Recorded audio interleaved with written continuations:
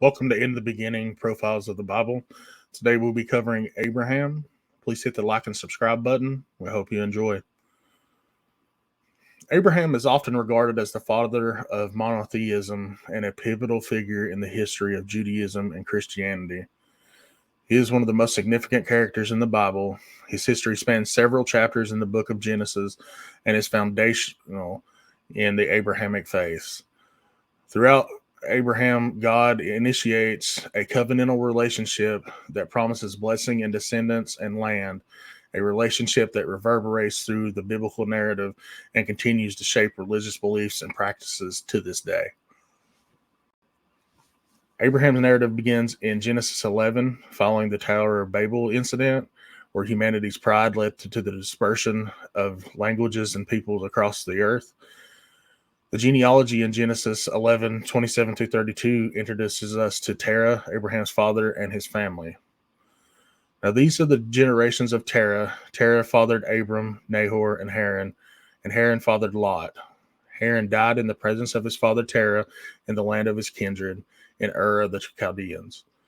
And Abram and Nahor took wives. The name of Abraham's wife was Sarai, and the name of Nahor's wife was Milcah.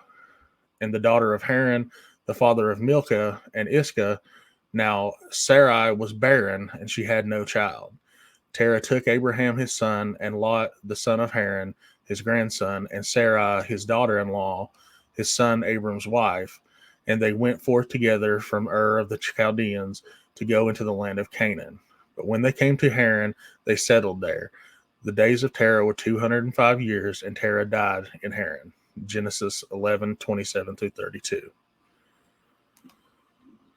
This passage introduces us to Abram, later renamed Abraham, and his wife Sarai, later renamed Sarah, and their journey from the Ur of the Chaldeans, a significant city in the ancient Mesopotamia, to the land of Canaan.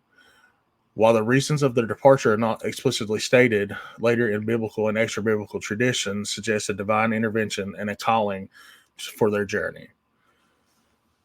A pivotal moment in Abraham's life occurs in Genesis 12, when God calls him to leave his homeland and journey to a land that God would show him.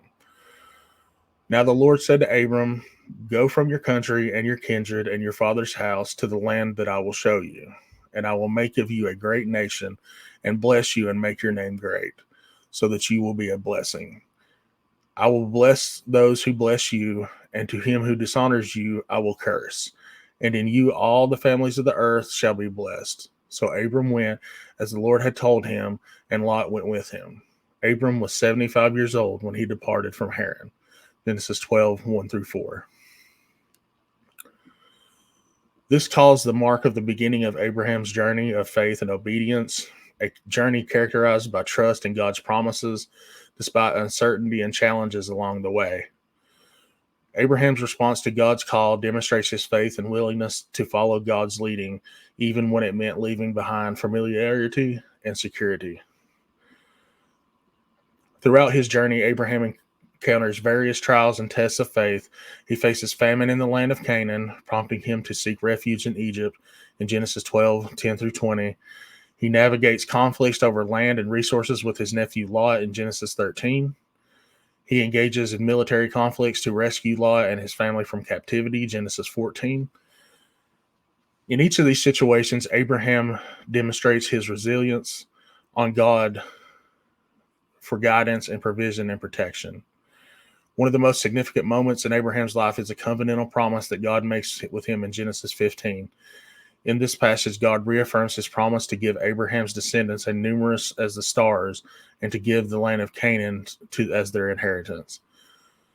Despite Abraham's doubts and questions about how this promise would be fulfilled, God assures him and establishes a covenant through a solemn ceremony.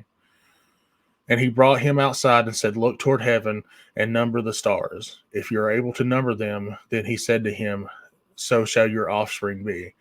And he believed the Lord, and he counted it to him as righteousness. Genesis 15, 5 through 6.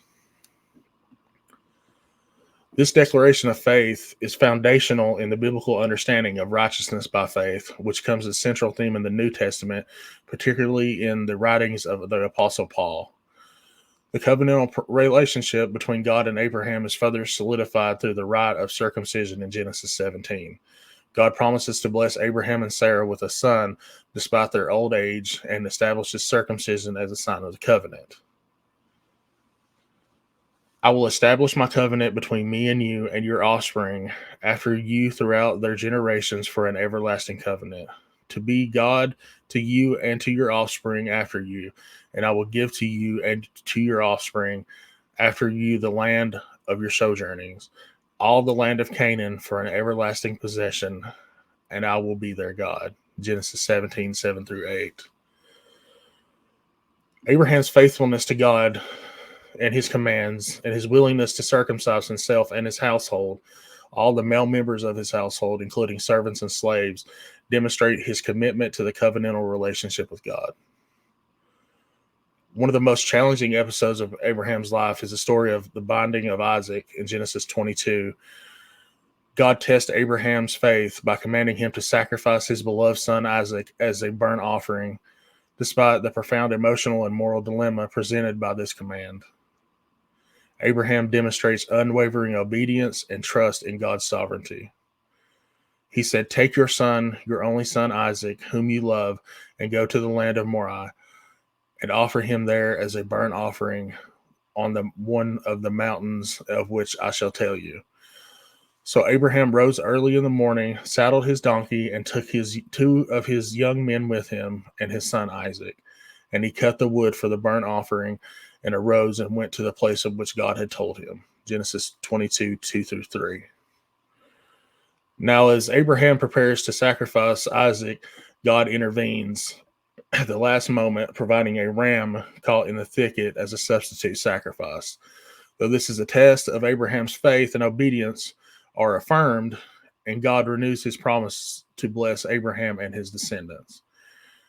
Abraham's faithful journey continues through various trials and blessings, including the birth of his son Isaac in old age, the reconciliation with his nephew Lot, and the eventual purchase of the burial plot for Sarah in the land of Canaan. In his final days, Abraham blesses his sons and endures that Isaac marries within the family lineage in Genesis 25.